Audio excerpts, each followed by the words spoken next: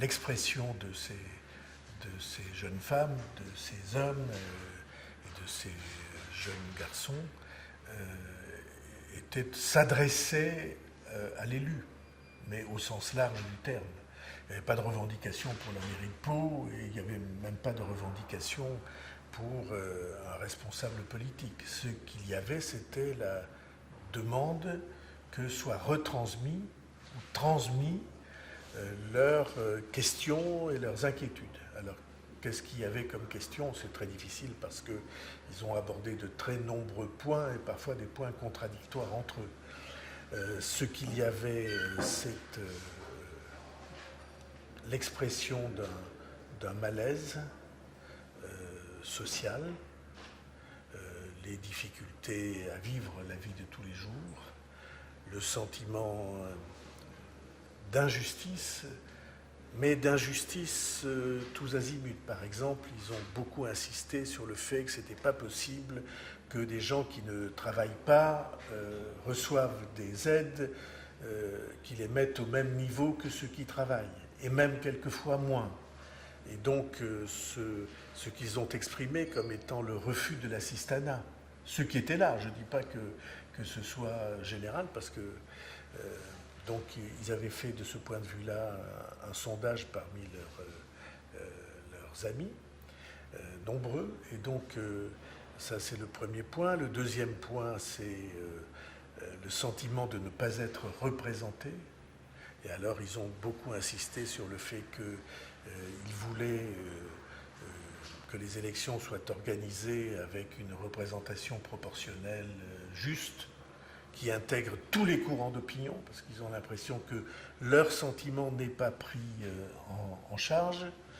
Certains parlaient même de la création d'assemblées populaires, d'un nouveau style pour décider de tout, des taxes et des impôts et des lois, et de bon, ce qui au fond ressemble à la démocratie. Ça c'est la deuxième chose. La troisième chose, c'est évidemment l'impression que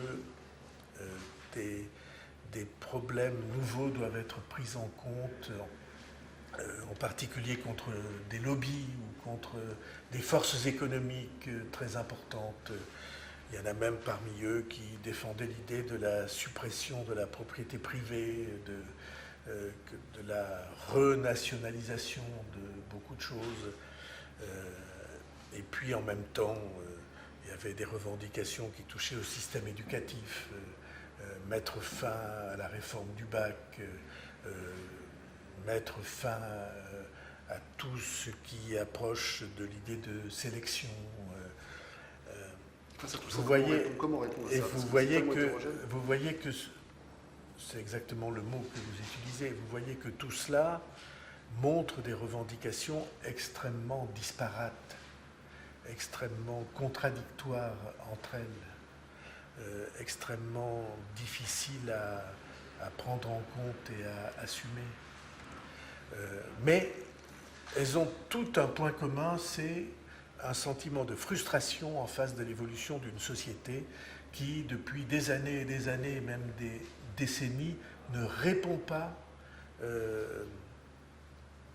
à la question du sens. Ils ont beaucoup dit l'humain a disparu. C'était une de leurs formules les plus répétées. L'humain a disparu. Et donc, moi je comprends très bien ce sentiment-là d'une société qui s'est peu à peu déshumanisée.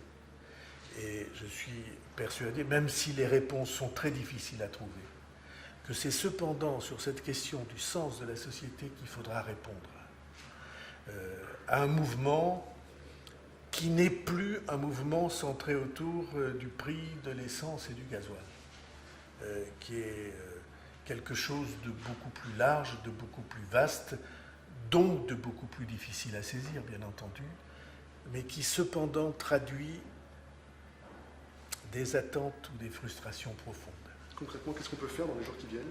Quelle est la réponse que doit donner l'exécutif? Ça, c'est la responsabilité du gouvernement et laissons se passer les consultations qui sont en train d'être entreprises, tenues. Je pense qu'il faut des réponses de court terme et des réponses de moyen terme. Il faut des réponses de court terme à un certain nombre de... Je pense qu'il est... On doit rassurer en disant que, par exemple, sur la question des taxes, on va réfléchir tous ensemble. Et si c'était moi, je défendrais l'idée, évidemment, d'une suspension des augmentations, de ce qu'on a appelé un moratoire.